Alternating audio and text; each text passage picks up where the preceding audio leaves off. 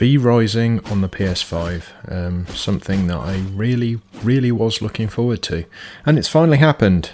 So welcome to my latest video. This is going to be a very early look. The game doesn't officially release until I think it's the 11th. I've got 4 days early access because I ordered an edition specifically to get that 4 days early access so I could do this video. So hopefully you will find this useful, because obviously I wanted to do this so you could decide whether or not you wanted to get the game. So what are we going to look at? Well, as I say, it's going to be a very early look. It's going to be the start of the game, and a little bit about the crafting and building system, and just general look, I suppose. Nothing too in-depth. I will possibly do videos on a few more of the mechanics and things like that eventually. But as it stands at the moment, this is literally going to be a, hello, this is the game, and what do you think? So sit back, relax, and enjoy the video. So Rising PS5, it's finally come out. I did play this on PC, I have to admit, and don't really get on with PC controls anymore. Maybe it's because I'm getting on a bit, but yeah, I was really hopeful that this was going to come out for the PS5, and it eventually has. So I got the, I think it was the Ultimate Edition or something like that, just so I could get the early access so I could make a video for you guys. So I can put it out and you can basically review whether you want this game or not. Personally, if you're into ARPGs or survival games, I think it's a no-brainer, because it is a very good example of both. And I will go into more about that in a bit. Well, hopefully if I get that far. But yeah, it's really good. One thing that I have noticed with games like this is, especially in opening areas, do smash everything, because you can find some equipment, or in this case resources, like bones for instance, that you are going to need and use quite a lot of later on, so it's always good. Now, I have just mentioned that this is a survival game, and to explain a little bit more about that, you have to build a base to survive, do crafting and various other things. I never got far enough to know whether there are actual towns, but like vampire towns, I don't believe there are. But I think you can raid human towns, for example. But the survival aspect also comes in the fact that you have to manage your environment, and you have to manage your hunger and thirst. But in this game, it kind of all melds into one as your blood pool. Now that is, if you look in the bottom left hand of the screen, that is basically the red orb. Now, interesting about this game is you can actually feed or drink when you get something down to enough health, as long as it has got blood, of course, so skeletons you can't. You can pick up rats, which are a source of blood, but they're a low-grade source of blood. This gives you bonuses if you use a higher grade source of blood. So, for instance, if you find a wolf, it'll have a higher grade than a rat, for instance. So you can actually have it where you might get a bonus to melee simply because you've got a quite high grade blood. Now, in this particular stage, I have frail blood, which gives me no bonuses whatsoever. That's what you actually get from rats, for example. So, but yeah, I think the best that I've got is, I think I got about 50% in my PC game. You can find some boss characters, I think they're called V blood or 5 blood, because it's the Roman numeral it's actually supposed to represent, but V blood. And the V blood creatures give you real big bonuses, and you can learn different things from them. I think I killed one actually in my PC game, so we'll see what it's like playing that on console. So as with most ARPGs, we do have a loot system, and the loot system does change the look of your character. I was about to shout yay, because that's one of my big loves of ARPGs, and it's one of my biggest hates of games that say they're ARPGs but then don't allow you to change the look of your character by equipping items. if you only have skins to change the look of your character, to me that is not it's not an ARPG system. That's just me though. A bit like weapons as well. If your weapon never changes, it's just you've got a sword, you can get a new sword, but the actual item in your hand doesn't change. That to me again is not great. So combat is, in my opinion, much better with controller. It definitely is quite a lot more responsive for me, probably because I'm used to controller, as I say.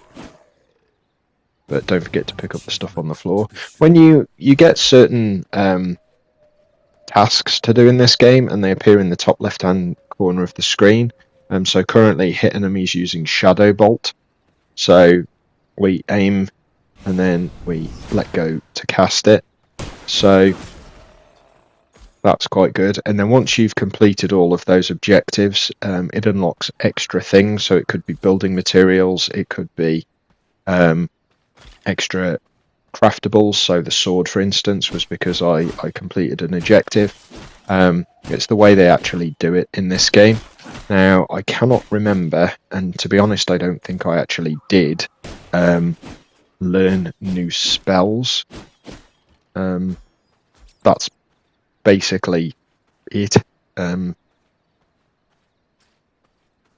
So yeah, we'll have to see how that goes. But I mean, to be perfectly honest, I just think it's really nice looking as well.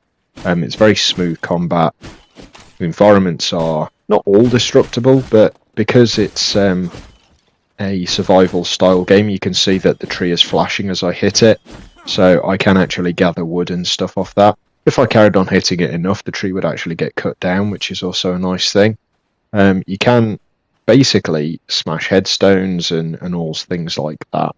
And that will give you stone, bone, wood fibre, or plant fibre, I should say, and also wood itself from the trees. I should have explained what I did then. So my blood pool was getting rather low because you use blood when you heal. So I ate one of the rats that I'd been picking up to increase my blood pool again. So whenever you see one of those rats, especially early game, I mean even late game I would imagine you still need it just in case, but especially early game you will need to pick up a lot of rats so that you've got a constant blood supply. And it's not a very good thing to have to be fighting skeletons as you start because they have no blood.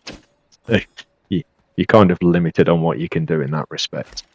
Well, this is the starting area, so I'm going to carry on playing for a bit, and then once I get outside, I might carry on. Oh, it's just turned to daytime, so hopefully it's not going to be too dangerous for me, and I'm not going to end up dying before I get out the graveyard, because that'd be horrendous. But yeah, I might just get back to recording once I have got out of here. Right, so a bit further on, we got quite a few different types of magic that you can get. I've only got blood magic at the moment, but I'm guessing you can get the others, I don't know where from. But it's currently daytime, so I have to stick to all the shadows, and that's one of the things that I do like about this, is the fact that even though it is daytime, you can still move around, although it's extremely hard. And if you go in the sun, you saw that the sun was starting to burn me then. It doesn't actually hurt you until the sun is of sufficient strength. So basically you have to stand in it for a few seconds before it starts to actually burn you. But you can dodge between all of the different shade areas. Now you might be able to see in the bottom left hand corner that I have crossed swords at 84% next to my blood pool. I found a creature with an 84% purity blood, which is ridiculous. I think it was a deer. So yeah, that was utterly amazing. And it does give me a bonus. So, right, Castle Heart technology. I can now start building my base. It's exactly what I wanted. So, we have... Okay, that's a bandit camp, which we can go to. These things here, so these flat areas, we can actually build bases on those flat areas. You can, I believe you can claim more than one. You can claim as many as you want. Because these are server-based, so you can have servers, I think, of up to 40 players, but each clan can only have 4 players. When you're playing single player, you can still invite people, so don't think that means that you are stuck on your own forever. You play single player, you can still invite your friends to your game, and it's just as though you are a clan.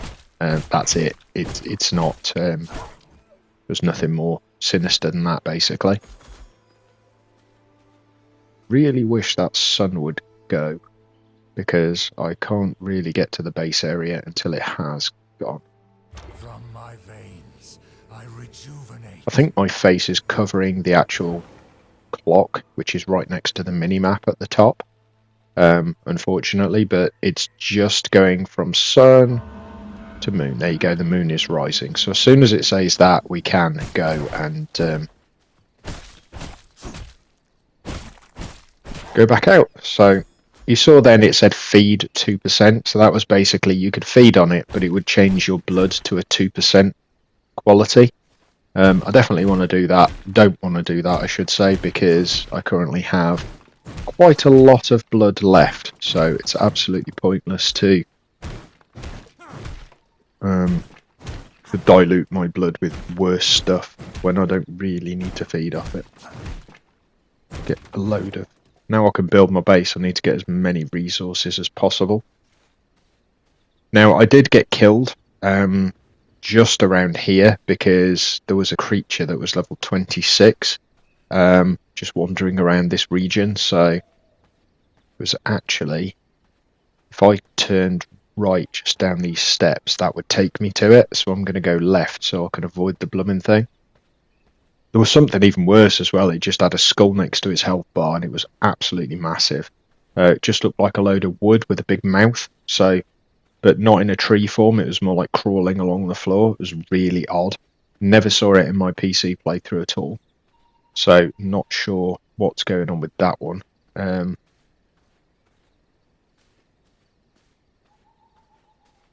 Gonna build my base here, I think. There we go. How do I put it? I must gather blood to feed. There we go, we've got a castle heart. Awesome, we have to power it up. So you have to use blood essence. Now you get essence from killing things. How the hell do I put the essence in there?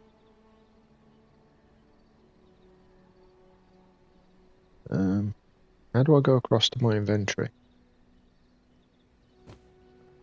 Okay, so R3 quicksend seems to... Okay, so quicksend seems to say it, send it, but I don't know how to actually... Ooh, foundations. I don't know how to actually...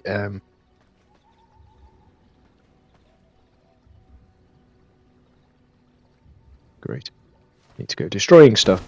Yeah, I don't know how to actually go from the place that I'm in to my own inventory. So I'll have to have a play in a minute, but that would be quite boring for the video. There we go. I'm only going to build a small base just to get me started. Now we can put our walls down. Wrong button, because I keep trying to go into my inventory by pressing circle, like Ark would have you do. Because I have no idea how to play other games.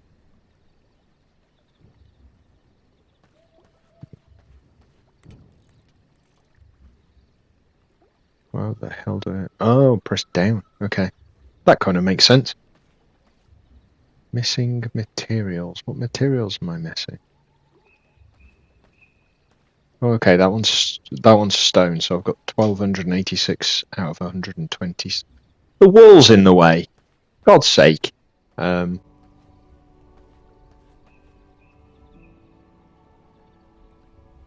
Oh dear. This is going to be a problem when I try and build anything else. What's that do? No idea.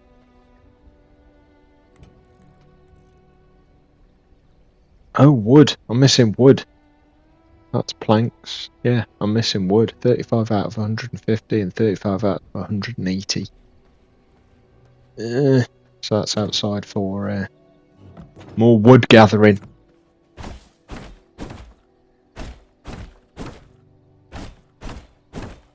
Yeah, it's really good.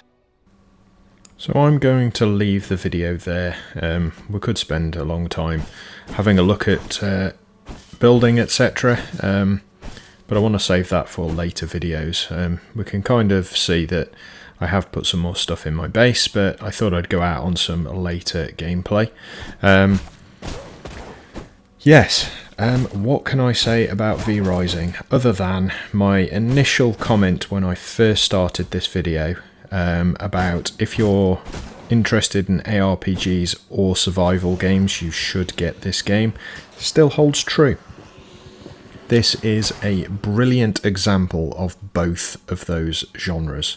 There are obviously better examples of both in and of their own right, so I think as an ARPG, I think Diablo 4 in its current form is better, and as a survival game, I think games such as Ark, if you're into that, or Conan are better survival games. But I think because this includes both of those genres, it makes it better because of it. And that's a really weird thing to say, but it really does work. Now, I was hoping for this type of experience when I bought the Riftbreaker, and in most cases it does provide that. And for those of you who haven't seen it, leave a comment down below and I can do a video on it if you would like.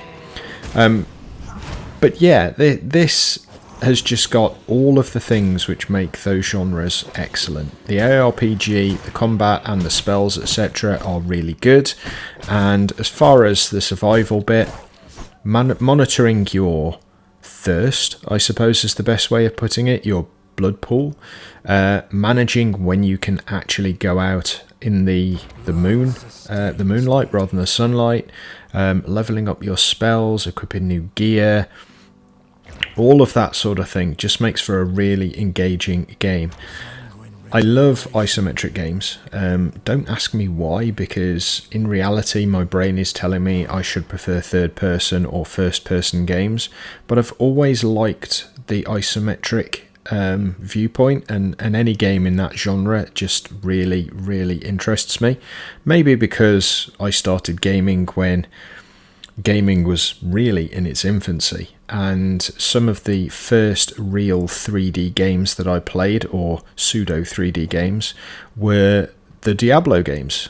So Diablo 1 and then Diablo 2, which on PC did have kind of a mock 3D where it gave perspective to it, which made it a little bit weird. But ever since then I've been really interested in the genre, and this is an absolutely brilliant entry into that category.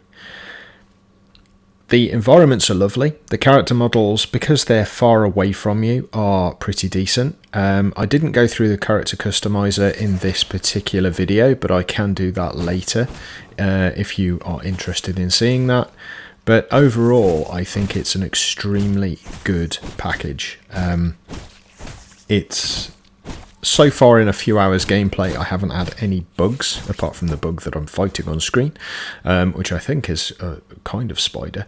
But yeah, I haven't had any bugs as such. I think the graphics are amazing. It gives the impression of ray tracing, even though I don't believe ray tracing is actually in the game. But it does a good job of making it appear that it is. The sound is really nice as well. And it all just flows and comes together. So, as I said previously, if you're interested in ARPGs or survival games, definitely give this game a go. It's not very expensive. I think for the standard edition it's £33, so it's definitely not a AAA kind of value. but it does give, it's probably not AAA quality, I'm not going to go that far, but it definitely is AA quality, and in my opinion it's probably going to give me more fun than most of the AAA games that are out there now. So there we go. If you like vampires, survival games, ARPGs, or isometric games in general, then definitely buy this game. If you don't like any of those genres, why are you watching this video? That's all I'm going to say.